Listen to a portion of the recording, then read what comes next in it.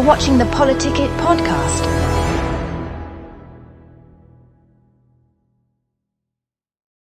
Hi, welcome to another episode of PoliticIt Dixie. I am your host, Alexis Ence, and I'm here with Congresswoman Celeste Maloy. Thank you so much for coming on. Thank you. Thank you for letting me be one of your first guests. It's kind of the best. So we get to test out everything on you, and hopefully all the technology works. I've done a few podcasts before, so between the two of us, we'll have this down. Okay, good. Yes. And you just finished your ice cream social across town. How was that? Was it good? It was great. It wasn't ice cream, it was berries and cream. Oh, okay, berries and cream. And I want to make sure we get it right, because berries and cream is amazing. Yes. But yeah, we had a much higher turnout than I even expected, and a lot of good questions. People are really engaging with this campaign cycle. I love it. We love having delegates engaged. That's so important. So thank you to the delegates who showed up. Yes.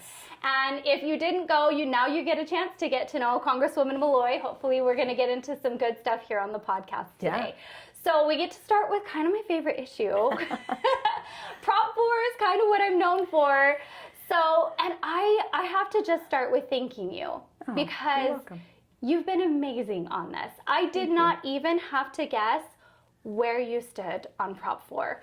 And I appreciate it. You showed up. And that's something that I keep hearing from people over and over again is Celeste shows up. Oh, good. Which is amazing. We're going to talk about how big the district is. It was my campaign logo last time. Oh, is that why? So maybe the inception we tried is working. But no, I do try to show up for the things that matter. And Prop 4 really matters. Yes. I think representational government is the thing that we're going to have to defend in our lifetimes. Absolutely. You know, our grandparents defeated the Nazis, our forefathers fought the British to create a new nation.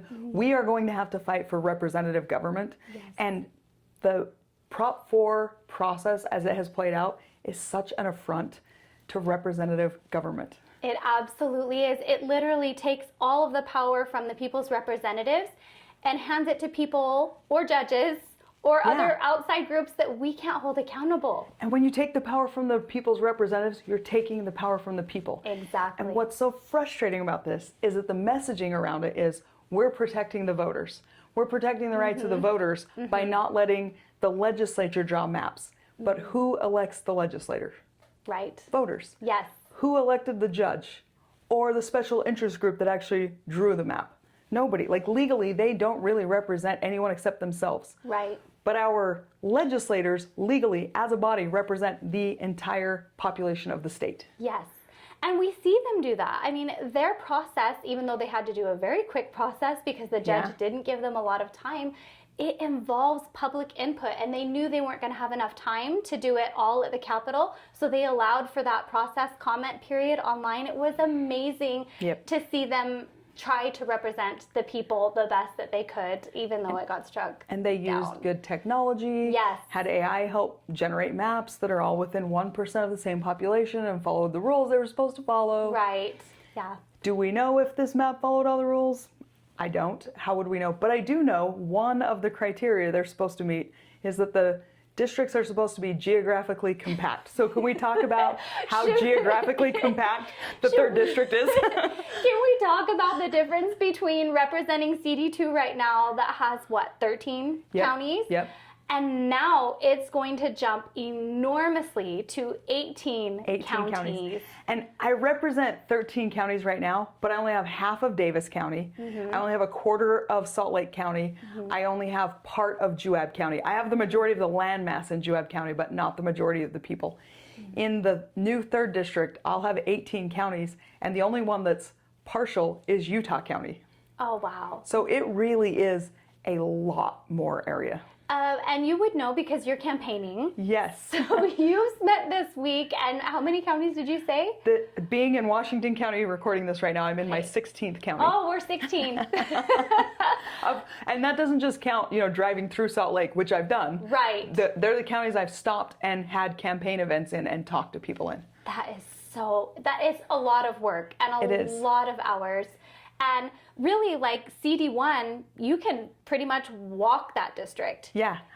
I keep joking with my staff that whoever is staffing that district has the easiest job. If your car breaks down, you could just walk to your next appointment. They have one Lincoln Day dinner, one county convention, one county council to work with. And I know the populations are the same between the 4 districts, but it's just really hard to pass the red face test when you claim that really small district in Salt Lake County is the same as the new District 3 that has 18 counties, and it's all of the south and all of the east part of the state. And if you've ever looked at a road map of Utah, we have I-15 going from north to south, but not in that district. And so it's a difficult one to travel around. And I know because I just spent the last 6 days going up and down and back and forth in that district. And I love a good road trip as much as anybody. But it is going to require a lot of time investment to go meet with people in this district. Well, and money, and you're not compensated the same, right? No. There's not any difference. So how people could say that this equates to fair representation when the amount of time and travel and expense for trying to be a good representative, and obviously you are 16 counties, that's wild. But I appreciate that somebody's willing to do that. You've got 2 more. Which 2 are you missing? I didn't go to Paiute County this week, but I was there last week. And I didn't make it up to Daggett County. I'm sorry, Daggett County. I made it to Duchesne and Uinta counties, but I couldn't quite get all the way to Daggett yesterday. Okay, all right. So well, if you were in one last week, it's just Daggett County, maybe. It's just Daggett. Okay, well, daggone it. Both of the state reps there, the state delegates there, I will catch you another way. All right, that is awesome. So this is a huge change from CD2 to CD3, and and it's hard on the voters. So I just spent a lot of time in those counties on the east side of the state, and they're saying, I thought Mike Kennedy was my representative, and he is until January. And then, they're like, so are you now automatically our representative? And I'm not. I represent the 13 counties in the current 2nd district. I'm running in the new 3rd district, and 6 of those counties overlap, but then there are a lot of new ones. And I think this whole process is undermining people's trust in our institutions. The trust in the judiciary is obviously eroded, but the way the judiciary handled it, I think, is eroding trust in the legislative branch as well. And that's not a good thing for our republic. When people don't believe in our system, they don't participate in our system. And if people aren't participating, then we don't really have a government by the people, of the people, for the people. That was my biggest problem with Prop 4. Like, if you read through the pamphlet, the language was creating mistrust in the legislature for doing their constitutional duty. And so, when I look back, obviously Washington County didn't support this. So some of you other counties, only 4 of you, but it was We're on PoliticIt Dixie right now. We only have to account for 1 county. That's right. I only have to account for 1. But really, there were only 4 counties that passed this. So I was a little bit frustrated with those 4 counties. Like, read the language. This absolutely undermines our republic form of governance. And it bullies the legislature, and it paints them as the bad guys for doing their constitutionally assigned job, which is not fair to them. Well, and it was couched in terms that I think confused people. It was like, if you want a more fair process, then sign this, we'll put it on the ballot, we'll have more people involved. And if that sounded good, that's kind of understandable. But now that we know more, we can do better. Now we know what the result was, so we should be doing better now. And I just appreciated all of your work. The federal lawsuit, I was really rooting for that. I got my hopes up on that, I have to admit. I really thought we had great arguments, and the court agreed with a lot of our arguments, but they said it was too close to the election for them to interfere, which is, through the whole process, it's been process and technicality decisions. No one's ever ruled on the merits of any of the maps, of the arguments. No one's ever said whether we amended the Constitution with Prop 4. I would love to have some more substantive answers on some of this. Well, the technicalities from the judiciary, they do not make for good governance. No. That's what I think we're seeing. I mean, Judge Gibson allowed the time to run out. I mean, she's giving us her reading, whatever you want to call it, at like almost midnight. And that undermines people's trust in the judicial branch. Absolutely. Even obviously I have an interest in the maps. Yes. But maps aside, Yes. the fact that this looks like political gamesmanship is Yes. really harmful Right. to our republic. Absolutely. So we're going to shift gears because I mean, I love talking Prop 4 and I would probably talk Prop 4 all day with you. And I actually do want to say, like, it was amazing that during the middle of it was literally days before you were going to meet, I think it was Saturday. You came to our event on Saturday and Monday was the court hearings on your federal case. Yes. And I just love that you showed up to help us get signatures like 2 days before. You were so busy with that. And it matters. We can't expect other people to fix these problems. Exactly. You've got to be willing to show up. If you don't fight, if you don't show up, who will? Yeah. Right? And Celeste shows up. That's her. Thank you. We've got that down now. So let's talk about, this is really exciting for you, Chair of the Western Caucus. Yes. That was some really cool news. Yeah. Also, I feel like who's better prepared for that than you are?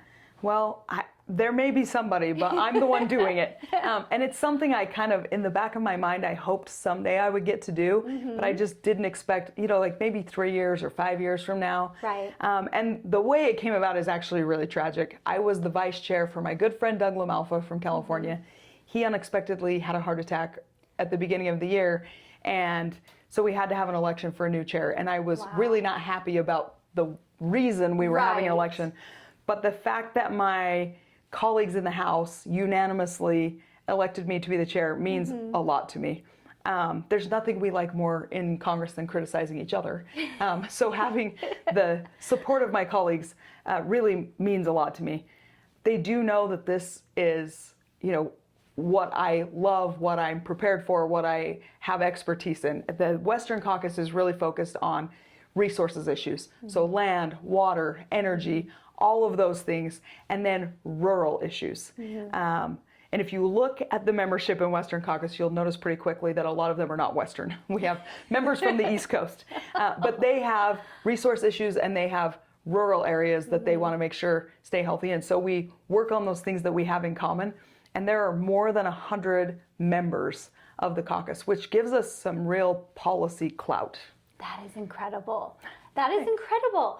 I really said this, but I feel strongly about this. I don't think there's anybody better prepared for this. I feel like lands issues, water issues, you have spent like pretty much your entire political career. That's what got me into politics. Right. I wanted to see better management of those issues. Right. I wanted to see who was making the decisions on those issues. Right. The decisions that didn't feel like they made sense, I didn't know who was making them. Right. And it turns out they're made by people in Washington, D.C. Right. And the only way to combat that is to get into politics and go to Washington, D.C. So this is all part of the plan. It's starting to come together. Well, I'm really excited about that. That was amazing. That was a good choice, and it is cool that your colleagues had all that trust in you. Thank you. That really says a lot about the relationships that you are making and how well they know your passion for these issues. So that's awesome. Okay, we're going to take a very quick break, and we will be back because we want to talk more about these issues that they obviously probably are dealing with in the Western Caucus and that Celeste has spent her whole career working on. So we'll be right back. We'll see you in a sec. Tired of media bias? Frustrated by political noise? PoliticIt.com cuts through the clutter, giving you real facts, clear analysis, and unbiased insight on the issues that matter most. Stay informed, stay empowered. Whether it's elections, policy changes, or breaking news, we've got you covered. No spin, no agendas, just truth you can trust. Visit PoliticIt.com today because informed citizens shape the future. PoliticIt.com, where politics meets clarity. Hi, welcome back to PoliticIt Dixie. I am here with Congresswoman Celeste Maloy, and we're going to get into some of her favorite issues that she spent a lot of time on. Maybe since we're in Washington County, we start with water. Yeah. That's always the first issue for Washington County. It's a great place to start around here. Okay, let's talk water. We didn't get enough snow this year. Oh my gosh, it's the worst. And everybody's in kind of a panic about water right now. Yes. It's always a hot topic, but on a bad snow year, then it really becomes an urgent topic. Right. And so right now we're at a point where the states have been negotiating on the Colorado River for years now, and those negotiations have not gone well. And so everybody's asking, like, what's the federal government going to do? When the federal government has to step in, what does that look like? We also had low snowpack this year, so Right. people are a little water panicked. Yes. And it's an election year, and so everybody's asking a lot of water questions. And what I'm telling people is, I think it's time to have a different mindset on water. It's time to blow up some of our old water paradigms and start looking at what infrastructure we need in place for the next 100 years. So 100 years ago, we started building really big dams in the West. No one had ever built anything like it. And we just used that good old American like audacity, and we put big dams in rivers, and it's Right. changed the West. For 100 years, we've had the benefit of Lake Powell and Lake Mead and Flaming Gorge. So what is our plan that 100 years from now, they're going to say, we're glad they had the foresight to do that? And I think it's probably going to be a lot of small infrastructure, you know, small reservoirs, small desal plants, small reuse plants, small recycling plants, to make sure that we're taking every drop we have and making it do as much work as it can, but adding as many drops as we can too. Right. And that isn't what we've been thinking about for the last several decades. Right. But I think it's time. I think people are ready. I think even in the blue states in the West, people are ready to say, yeah, maybe we should take another look at how we do water policy. I like that. And I kind of like that it ends up being an all of the above approach instead of just we just want to focus on the one thing. Yeah. I mean, we right out here we have this huge graveyard wash that I think is going to be a reuse It reservoir is. here. And so I'm kind of, in my mind, I'm like, well, how does that end up, what is that going to look like? How is it going to change? My son's like, can I go fishing? I don't know yet. We don't know. We're going to find out. But to that point, you know, when you're putting in infrastructure, if you have reservoirs, they capture water on the high water years, and then you can use it on the low water years. Right.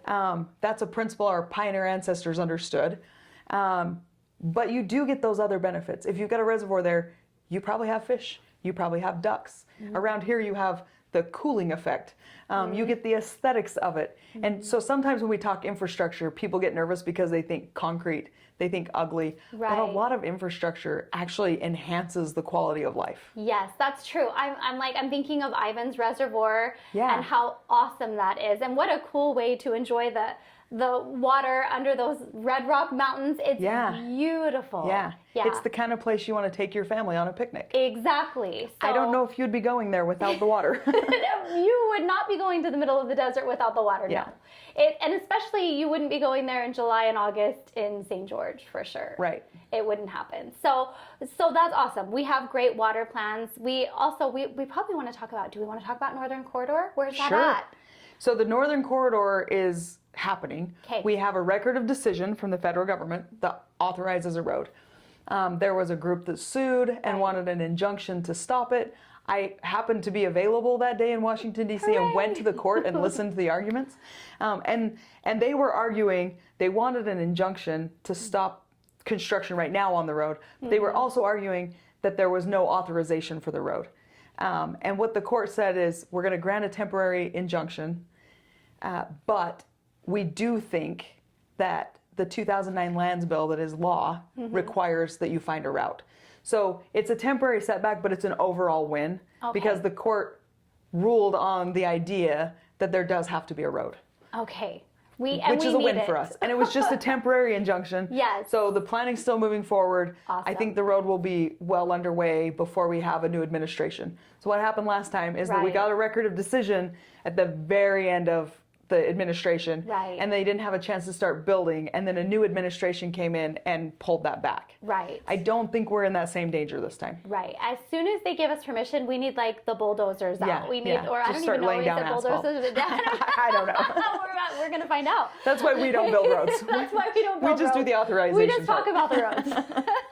Okay, so let's talk lands. I don't know where you want to go with this. I know, like, I think, were you supportive of the public lands for helping to lower housing costs in the state of Utah? Was that right? I actually Am I wrong? started that one. Okay, yes. So on the House side, in the natural resources title 'Kay. of the One Big Beautiful Bill, 'Kay. I offered an amendment that would allow specific parcels, almost all of them in Washington County, to be sold to the county or the state at fair market value to help pay down the national debt. I mean, it would have been a very small percentage of the national debt, but they were pieces that the county had identified as necessary for infrastructure. So for the water reuse plan, for some roads, some trails, some wells to pump new water, and then expanding the airport, things like that. And we had like a 17-hour markup. And I ended up offering it with Mark Amadei from Nevada. He had some Nevada pieces. We offered that amendment at like 11:30 at night. And I think the markup ended at like 2 o'clock in the morning. I mean, this whole thing was just very long. By the time I got up later that morning, the internet was on fire with people who were all upset that we were selling off hunting and fishing lands. And none of that was ever on the table. But we were trying to make a serious attempt at getting lands into the hand of local government that we need for the infrastructure here. I mean, we just talked about water and how important it is, but we are completely locked in by federal land. And so we can't solve the water problem without the space we need to build the infrastructure we just talked about. They're very related issues, the two things we just talked about. But the misinformation spread so quickly on that, that we've had a hard time ever getting the narrative back. I sat down with all the conservation groups that were upset about it, but some of the hunting and fishing groups, I still, when I'm out campaigning, I'll talk to people like from little tiny towns in Utah where they're normally very friendly to the idea of, you know, more local control of public land. And they've heard that we were trying to sell off a hunting allotment, or they've heard that we were trying to sell off, you know, their grazing allotment, and nothing like that was ever on the table. That's so frustrating, because you'd think, hopefully, this next go-round we can get it, because it makes so much more sense to have Utah lands in the hands of Utahns than it does. We can take much better care of our lands than the federal government can. It's true. So it makes a lot more sense. So thank you for fighting for that. I just so appreciate that. Okay, I have had a lot of people asking me, if we shift gears. I've had a lot of people asking me about the Nancy Mace resolution. So do we want to talk narratives that get away from you. Yes, let's talk about that. Okay. So Nancy Mace offered a privileged resolution on the floor. A privileged resolution means it didn't go through a committee. Nobody had a chance to amend it or make it better in any way. She wrote it, she brought it to the floor, and then we have to vote on it. And the resolution called for releasing allegations against one of our colleagues of sexual misconduct, and then releasing a list of, you know, sexual predators in Congress who've been getting away with it because Congress is settling these lawsuits secretly behind closed doors. I didn't even know, so what they call the slush fund, I didn't even know it existed before this started. But so I started looking into it. I voted against the resolution. That's where a lot of this narrative comes, because while I have absolutely no interest in protecting sexual predators or people who use their positions to take advantage of people, process matters. I am an attorney, and I want to make sure that we're doing things in a way that protects victims and also protects people's reputations in case they were falsely accused. So an accusation does not a crime make. And we have an ethics committee. The ethics committee was already investigating that colleague, but what Nancy Mace wanted us to do was just release all of the accusations before the investigation was complete. But what really caught on, because then he later admitted to what he had done and he's not running again, and so that kind of was not the main headline.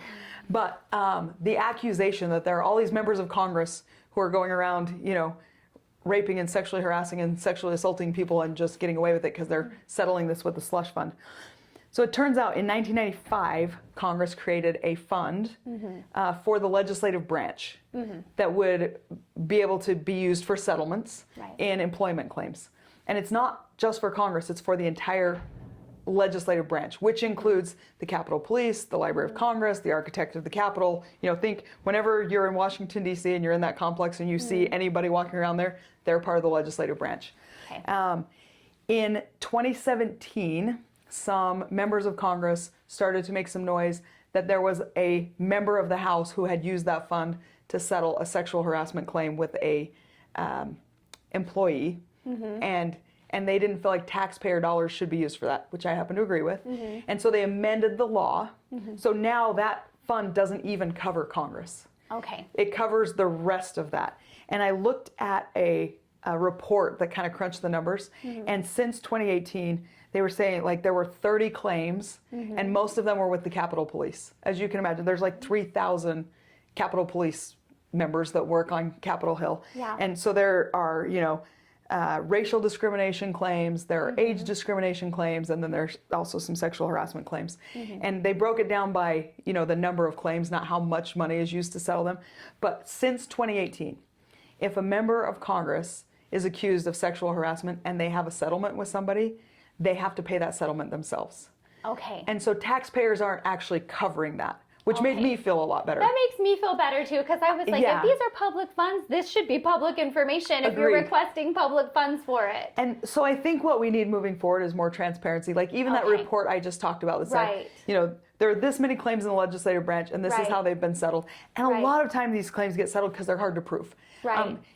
If you feel like somebody at work is discriminating against you because you're a woman, and they say, we didn't, so often those get settled because it's just hard to get a clear answer. Right. It's he said, she said. Yeah. And so most large employers have some sort of program for handling these. Okay. So does the legislative branch of the federal government. But maybe that report needs to be public that says, we settled 30 claims. 2 of them were in the Library of Congress. 3 of them were in the Architect of the Capitol. I don't actually, these are not actual numbers. But That's good. So make sure we include that. Taxpayers can see, like, yes, this fund does exist. This is what it's used for. Yes. But since 2018, it doesn't cover members of Congress. Okay. And when a member of Congress is accused of anything like that, there's also an ethics investigation. So even if there's a settlement, there's still an ethics investigation. That's outside the actual court process? Yes. Okay. And our ethics committee is made up of an equal number of Republicans and Democrats so that it will not play politics. Because you don't have to have a very good imagination to imagine a world in which if all accusations were made public, accusations would suddenly start to become part of the political process. Right. I mean, think of the Kavanaugh hearings, or even Justice Thomas back in the day. Right.